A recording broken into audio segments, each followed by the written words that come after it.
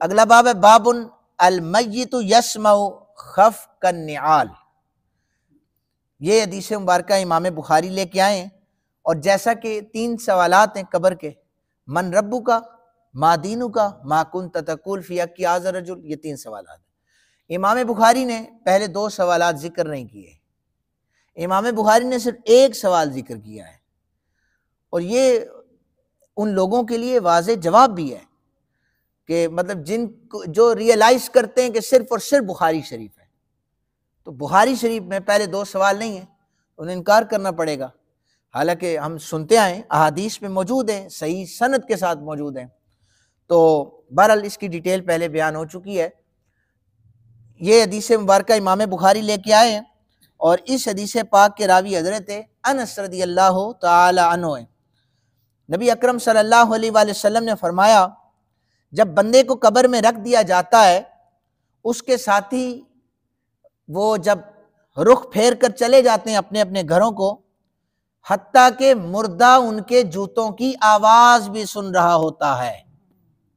مردے سنتے ہیں، حدیث مبارکہ موجود ہے، ان کے جوتے کی آواز سن رہا ہوتا ہے. پھر اس کے پاس 2 فرشتے آ کر اس کو بٹھا دیتے ہیں. یہ بالکل اسی وقت ہو رہا ہوتا ہے.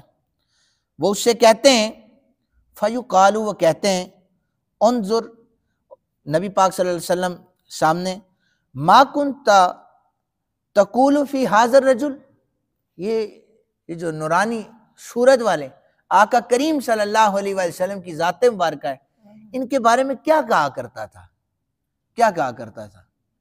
اب وہ بتائے گا جو کیا کہا کرتا تھا.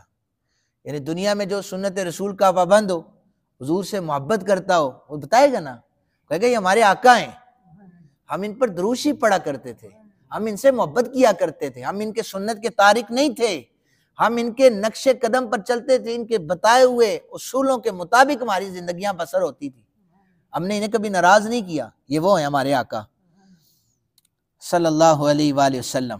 وہ گواہی دے گا، اور اس کے بعد اسے کہا جائے گا کہ تم نے گواہی دے دی ہے نا حضور کی، جانتے ہو نا حضور کو، اس لیے جانتے ہو کہ تم نے ان کے سیرت پر عمل کیا ہوتا ہے، سنت پر عمل کیا ہوتا ہے.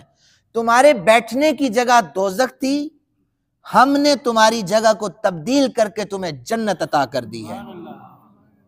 یہ حضور کے صدقے سے ہو رہا ہے. نبی اکرم صلی اللہ علیہ وسلم نے فرمایا، پس وہ جنت کو بھی دیکھے گا، دوزخ کو بھی دیکھے گا.